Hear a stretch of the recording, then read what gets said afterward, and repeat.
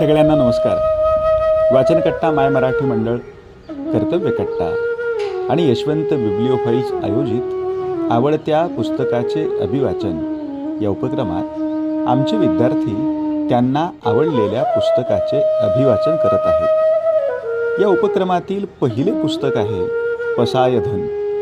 लेखक विश्वाधार देशमुख, प्रकाशक विष्णू जोशी, काव्याग्रह प्रकाशन, वाशिम. पसायधन या पुस्तकाच्या अभिवाचनाचा आजचा हा पुढचा भाग. आपण याचेही स्वागत कराल अशी अपेक्षा आहे. धन्यवाद. नमस्कार. आज पहिला लेख. जडो मैत्रजीवांचे. माणूस सहज साधा 3 अक्षरी शब्द, पण तो वाचताच डोळ्यांसमोर उभी राहतात ब्रह्मांडाला व्यापून उरणारी त्याची असंख्य अपरंपार रूपे. किती अँगल, किती कंगोरे आणि कितीतरी तरा. आपला पूर्वज असणाऱ्या माकडापासून माणूस उत्क्रांत होत आला. त्याच्या उत्क्रांतीमध्ये अनेक टप्पे आणि बेहिसाब वेडी वाकडी वळणे आहेत, पण त्यातही विलक्षण आणि लक्षणीय ठरणारे वळण आहे नातेसंबंधाच्या निर्मितीचे. संकटापासून स्वजातीचा बचाव करण्यासाठी प्राणी जसे कळप करून राहतात, तसा आरंभी माणूसही समूह करून राहायचा. कळप आणि समूह यात काही तपशील वगळता फारसा फरक नाही. लक्षावधी वर्षे उलटली तरी प्राणी अजूनही कळपकोड्यातून बाहेर पडू शकलेले नाहीत, परंतु माणूस मात्र समूहातून उत्क्रांत होत वर्तमान समाजाच्या प्रगत अवस्थेपर्यंत आला आहे. यासाठी श्रमविभागणीचे तत्त्व जेवढे कारणीभूत ठरले असेल, तेवढेच नातेसंबंधातील सत्वही. थोडक्यात काय, पशूचा वारसा घेऊन जन्माला आलेल्या जीवाला माणूस बनवण्यामध्ये नात्यांचा वाटा मोठा आहे. माणूस समाज करून राहण्याआधी सुगरणीने खोपा बांधला असेल, पण शेकडो हजारो वर्षांनंतरही सुगरणीला खोप्याच्या पुढे जाता आलेले नाही. पण माणूस मात्र एक एक पायरी वर चढत गेला. नातेसंबंधाची घट्ट होत जाणारी विहीन हा या प्रवासातला महत्त्वाचा थांबा. कसे निर्माण होतात हे नातेसंबंध? तसं पाहायला गेलं तर जन्माला आल्याबरोबर शरीर आणि श्वासापलीकडे माणसापाशी आणखी काय असतं? जन्मदात्रीशी असलेली नाळ कापली की मूल देहदृष्ट्या तिच्यापासून विलग होतं हे खरं, परंतु त्याचवेळी ते त्याच्या सभोवतीच्या समष्टीशी अनाहूतपणे जोडलं जातं. यात जसं कुटुंब असतं तसा आजूबाजूचा शेजारही. माणसं असतात तसे भोवतीचे पशुपक्षी आणि झाडे, पेड, पाने, फुले, फळे. चर गोष्टी असतात तशा अचर वस्तूही. 4 भिंतींचे घर असते तसा बिनभिंतीचा निसर्गही. आईशी असलेली जैविक नाळ तुटल्यावर मूल या सभोवतालाशी संवादी होत जाते आणि या सततच्या संवादातून जे सहसंबंध आकाराला येतात त्याला आपण संस्कृती संबोधत असतो. थोडक्यात संस्कृती म्हणजे नात्यांच्या गिचमिड गुंत्यांची घट्ट वीण.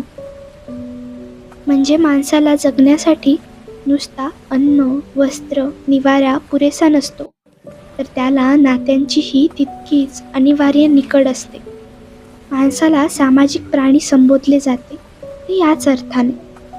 माणसाची ही समाजशीलता लक्षात घेऊनच विश्राम बेडेकरांनी म्हटले आहे, माणसाचं चरित्र म्हणजे काय, तर त्याच्या आयुष्यात आलेल्या माणसांची बेरीज आणि वजाबाकी. पण त्यांचे म्हणणे आपण व्यापक अर्थाने घ्यायला हवे. ते केवळ हाडा माणसाच्या माणसांबद्दल बोलत नाहीत, तर त्याहीपेक्षा माणसाला समृद्ध करणाऱ्या भावविश्वाबद्दल बोलत आहेत. कारण माणूस ज्या स्थल काल अवकाशात वावरत असतो तेथील कितीतरी गोष्टींना अनाहूतपणे मानवीपण मिळत जाते. नात्यांची वीण जुळली की त्यांची वस्तुवत्ता नाहीशी होऊन मानवता प्राप्त होत जाते. बेडेकरांच्या मते अशा मानस रूपातील गोष्टींची बेरीज वजाबाकी म्हणजे माणसाचे चरित्र. म्हणून तर माणसाला जगण्यासाठी केवळ एक विश्व पुरेसे नसते, त्याला त्याचे असे एक वेगळे बेबी युनिवर्स हवेसे वाटत असते. सर्जनाच्या माध्यमातून असे युनिवर्स निर्माण करता येते. पण रोजचे रहाटगाडगे सांभाळून प्रत्येकालाच सर्जनाच्या वाटेने जाणे जमत नाही, झेपतही नाही.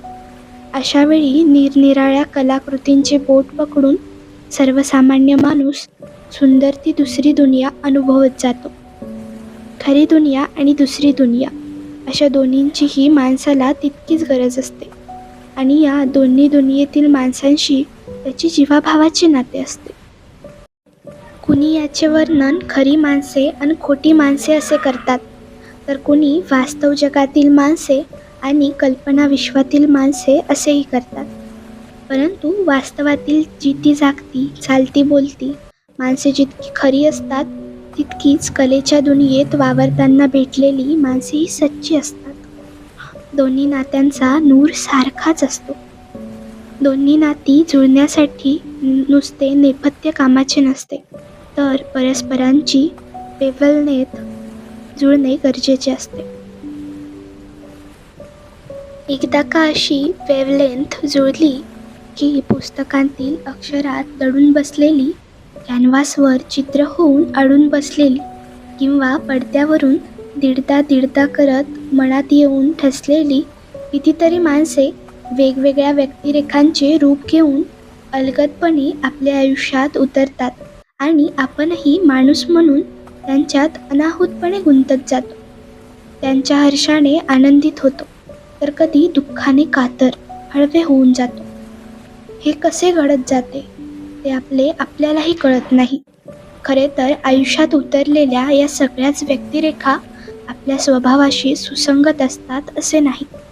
त्यातील प्रत्येकाशी आपले सूर जुळलेले असतात असेही नाही. सगळ्याच व्यक्तिरेखा या सच्शील, सद्गुणी, सुस्वभावी असतात असे देखील नाही.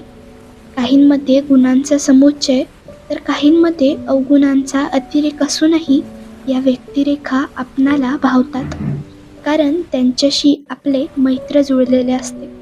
म्हणून तर गुण अवगुणांसह आपण त्यांना आपलेसे करू शकतो.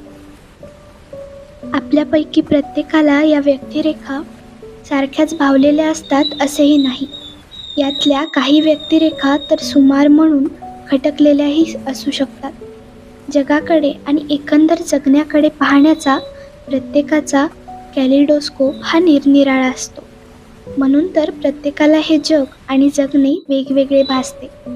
खरी दुनिया असो वा ही दुसरी दुनिया, यात भेटलेल्या माणसांमध्येही अशीच व्हरायटी असते.